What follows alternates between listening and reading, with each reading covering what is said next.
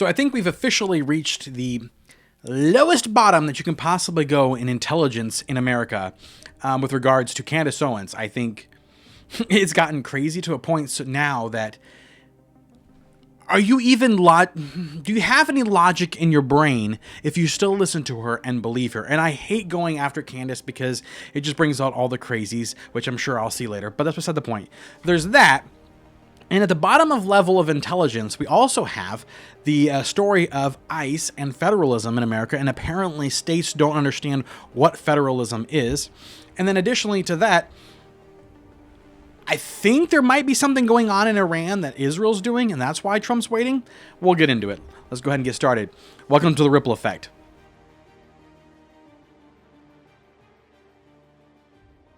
So for the first thing, Candace. Well, actually, no. I'm going to hold off on the Candace because that one's going to get me going, and it'll be very interesting.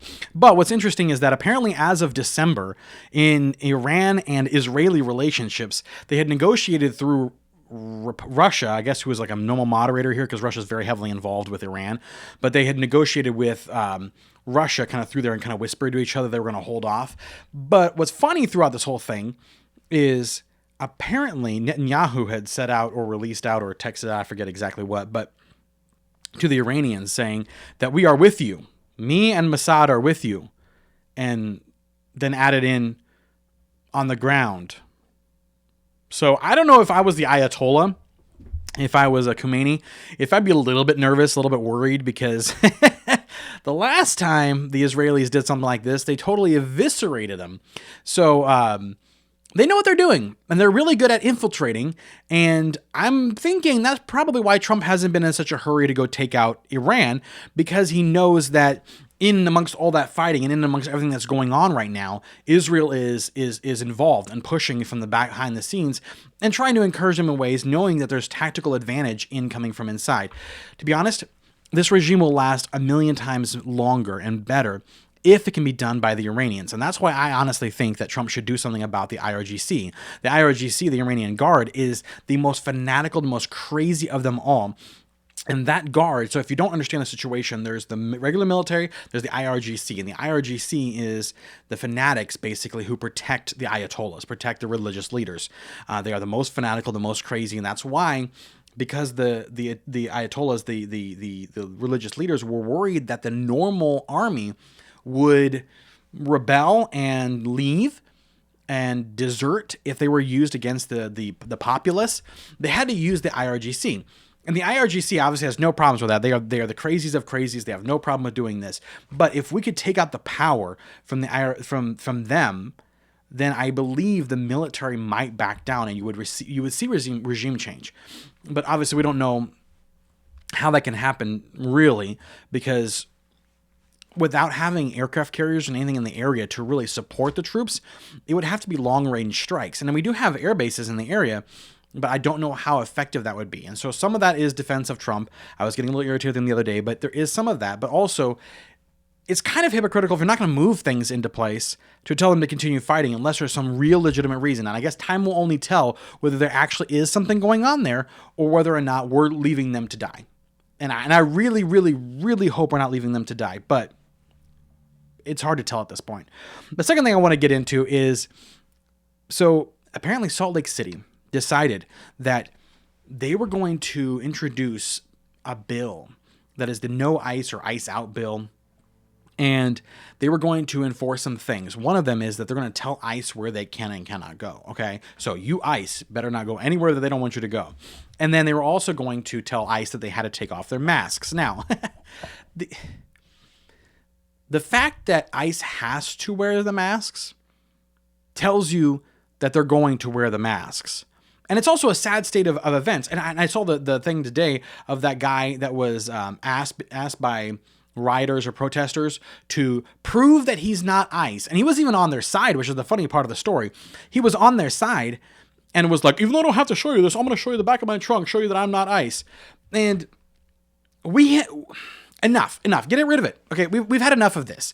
If you want to go around and be a anti-vigilante, if that's what you want to call it, or whatever you want to call it, going after federal agents, you should be put in jail as terrorism. Because going up to someone like that and demanding that they prove they're not ICE can drive terror. It really, really can. And what do you call that when someone creates a group of people to go out and like incels? Like, it's almost basically like what Mossad's doing to Iran, hopefully, to us. And follow the money. Where is this at? Where is this coming from? I really do want to follow the money, and I'm not just like Candace Owens going, follow the money. Who's doing this? I'm pretty sure that it's probably George Soros. That's more likely than not where it's coming from. And if it's not, then it's coming from probably your tax dollars, because it ends up getting paid into all the liberal funded different things, and then that's how they pay for all the protesters. And that's been proven. So I don't want to hear anyone complaining that the protesters are not paid. That happens, and it's been so many times reported. You could definitely win that one in the court of law. It's ridiculous. But the fact that Salt Lake City and the people there think that they can submit legislation to tell federal agents what they can and cannot do shows you a lot of the fact that people don't understand what federalism is. Okay? You don't get to tell federal agents what they can and cannot do. That's done by the federal government, because it's the federal government. State government doesn't get to control that kind of thing. Now, some of the things that they were trying, I guess, what they were mentioning was locations that they didn't want people going into. They didn't want some of them going into like churches and stuff to grab people. Okay, maybe that's a good one. I mean, if I was ICE, and I've already been having this conversation with ICE, if I was you, I wouldn't be doing things that attract negative attention anyways, especially when you don't have to. So maybe that one's a good one. But the idea that you want them to show their faces, and then you're going to put legislation in so that they have to show their faces, says, why are you interested in finding out who they are?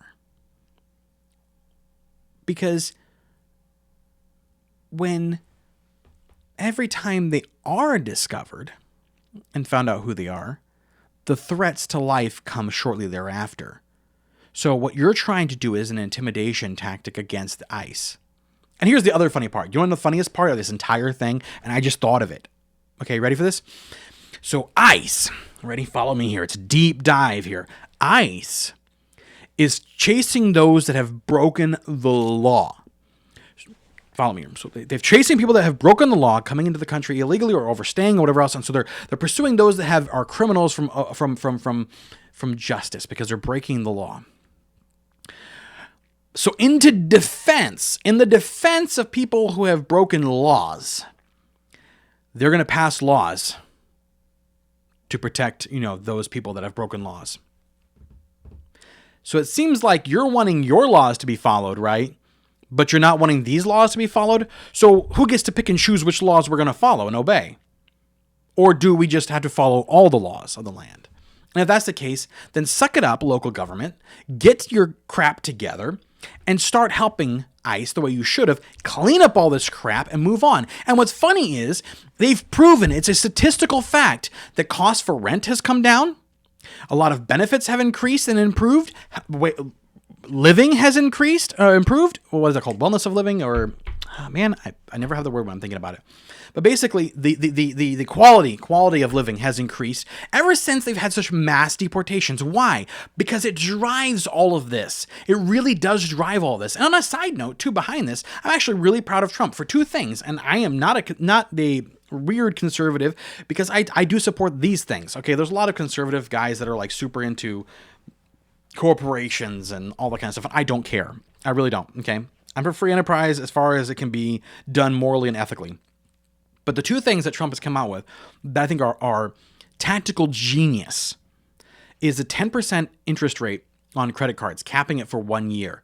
Do you have any idea how much that would help the new families, the young families, or the old families that have gotten caught up in all this stuff that can't get ahead? They cannot get ahead because how the environment constantly moves, the financial environment constantly moves, right? They get caught up in this, and then you're stuck. You're stuck paying so much interest on your debt that you can't even pay off the actual debt. Giving people a once in every 10 years, I think is what he wanted to do. I forget what the timeline is there. A time where the interest rate is brought down. So it's not nothing. So the credit card companies are still making their money and all that kind of stuff. But it's brought down so that people can pay off so much more of their principal would help so much. Do we care enough about people to say that's actually a good idea? Even though it's not totally free market, I get that, but it's a great idea. And then following up on that idea too, and I promise I'll get into the Candace thing, I'll get there in a second, is that he is now coming after BlackRock and saying that they will not be able to buy single-family houses. Good.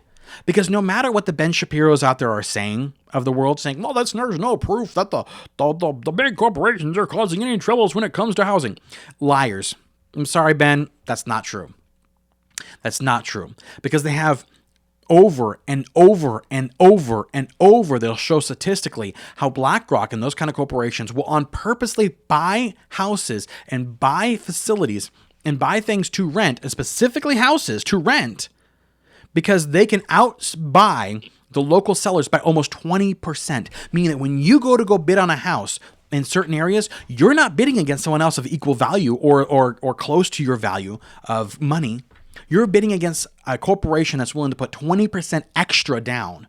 That's like what you have to do for like a down payment or like that initial down payment. That's crazy. And that's extra tacked on top because they're willing to pay the extra money because they know that they can corner the market. Why would you want that? That is the proof, Ben. That is the proof. The proof is in the pudding. They have these proofs and statistics showing that they do this kind of thing on the regular. And by the way, it's kind of hard to get a lot of statistics done on corporations like BlackRock because they run so many things and control so many things that it's hard to get true statistics from them. And that's not a conspiracy theory. That's just the truth of it. Now, you've held off, you've listened, and here we go. This is the Candace part. This is hysterical. So I honestly hope, and I really think that Candace has gone so far crazy that hopefully this is the end of Candace. I hope it is. I really, really hope this is the end of Candace. And if you are a Candace listener and you've just listened to this to just knock my video, fine, whatever. But I hope that you try to listen to what she's saying. Not even listening to what I'm saying. Listen to what she's saying and how crazy and nutso she is. And I want to show you a pattern. And I'm not going to go through the entire pattern because we don't have time. I'm already at 11 minutes. But the pattern is that she started off immediately saying something that was counter to the narrative, right? Just to get attention. And this is right after Charlie Kirk died. And then immediately it started getting worse and crazier and crazier and crazier. And then this person's involved and this person's involved and the Egyptian planes and the Israel. And now there's this Mossad thing going on and the French Foreign Legion is now involved and all this stuff's going on and it gets crazier and crazier. And now his inner circle was against him.